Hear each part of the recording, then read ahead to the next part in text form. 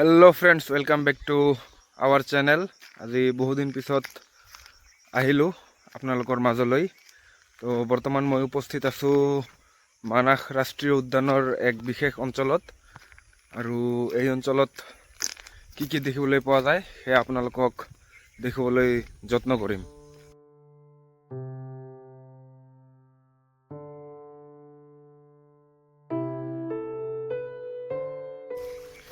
তো এইখিনিত আছে আমাৰ এখন নদী যিখন এইফালে ভূটানৰ পাহাৰৰ পৰা নামি আহিছে।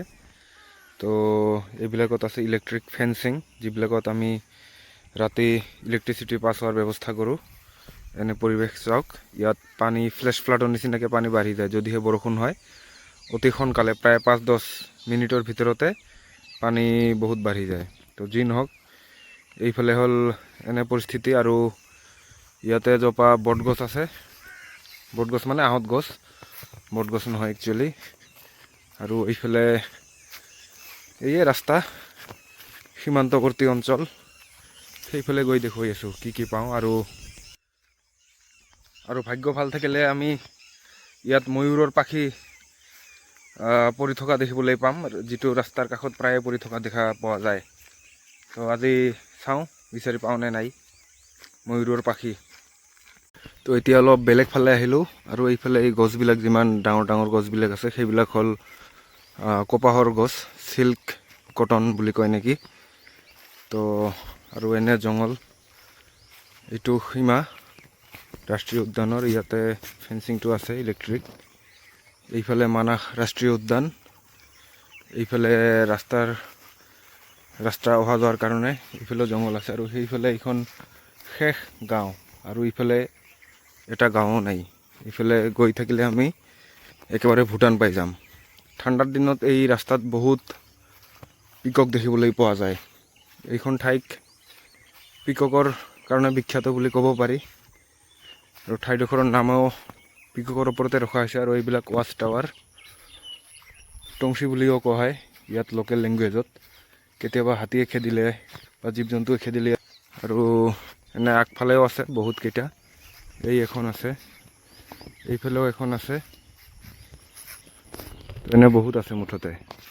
আৰু এনে ৰাস্তাৰ কাষে কাষে চাই গৈ থাকিলে কেতিয়াবা হঠাৎ ময়ূৰৰ পাখি এটা পাব লাগে। আৰু কৈছিলোঁ কেতিয়াবা ময়ূৰৰ পাখি পাম, আৰু এয়া হ'ল পৰি থকা ময়ূৰৰ পাখি। তো এইটো কালেক্ট কৰি লওঁ, এটা ময়ূৰৰ পাখি পালোঁ। সাধাৰণতে নেশ্যনেল পাৰ্কৰ পৰা একো বস্তু উঠাব নোৱাৰি, যিকোনো এনিমেলৰ বডি পাৰ্টেই হওক বা বেলেগ প্লেণ্ট স্পেচিছে হওক, উঠাব নোৱাৰি। কিন্তু ময়ূৰৰ পাখিটো এটা এক্সেপশ্যনেল বস্তু। Under section 43(3)A of wild life protection act 1972। তো তাতে নেচাৰেলি শ্বেডেড যিবিলাক পিককৰ এই কি আছে, পাখি আছে, সেইবিলাক আমি ল'ব পাৰোঁ যদিহে নেশ্যনেল পাৰ্কৰ বাহিৰত পৰি থাকে। এয়া নেশ্যনেল পাৰ্কৰ সীমা সেইফালে, আৰু এইফালে ৰাস্তাত পৰি থাকিলে উঠাই ল'ব পাৰোঁ, বিশেষ একো অসুবিধা নাই।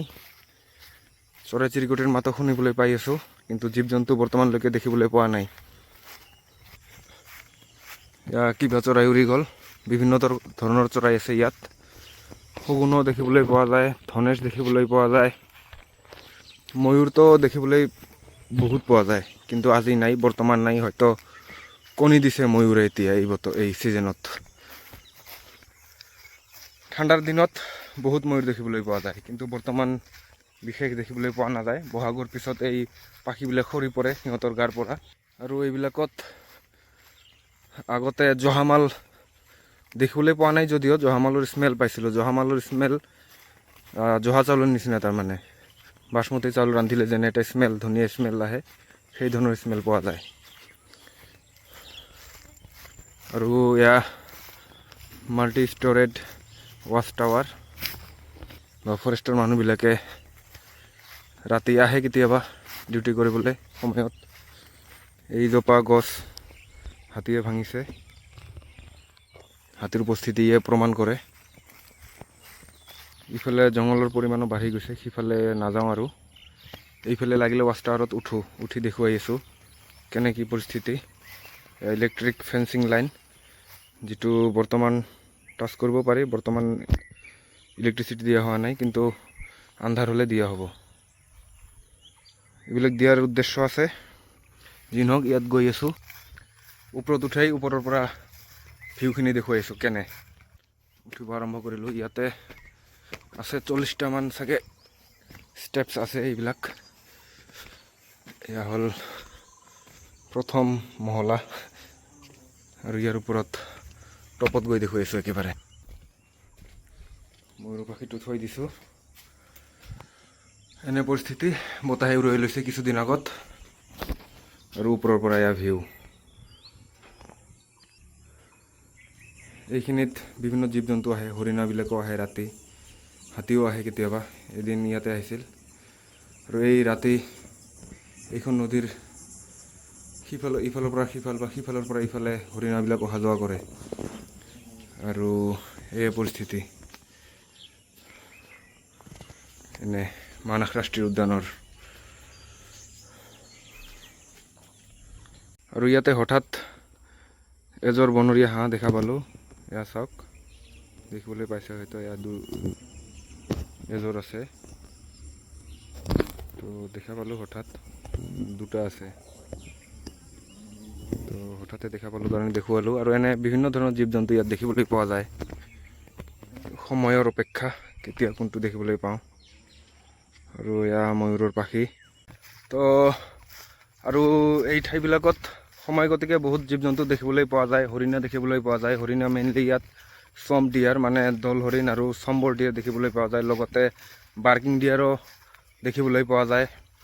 বনৰীয়া মহ, বাইচন, ৰাইন'চেৰছ আৰু বাঘো দেখিবলৈ পোৱা যায়। বাঘ দেখাত দেখিবলৈ সহজে পোৱা নাযায়, ডাইৰেক্ট চাইটিং নহয়, মানে ফুটপ্ৰিণ্টছ দেখিবলৈ পোৱা যায়, স্ক্ৰেচ মাৰ্ক দেখা পোৱা যায়। তো সেইবিলাক ইয়াত আমি দেখিবলৈ পাওঁ প্ৰায়ে, আৰু কেতিয়াবা পালে দেখুৱাম। আৰু বাঘে সাধাৰণতে এবিধ বিশেষ গছতহে হাজোৰা মাৰে মেইনলি, আৰু সেই বিশেষ গছজোপা হ'ল কি গছ ক'ব পাৰিবনে? পাৰিলে জনাওক কমেণ্টত। আৰু তো পাৰিলে দেখুৱাম কেতিয়াবা। যি নহওক, আজিৰ কাৰণে এইখিনিয়ে। ধন্যবাদ, পুনৰ লগ পাম।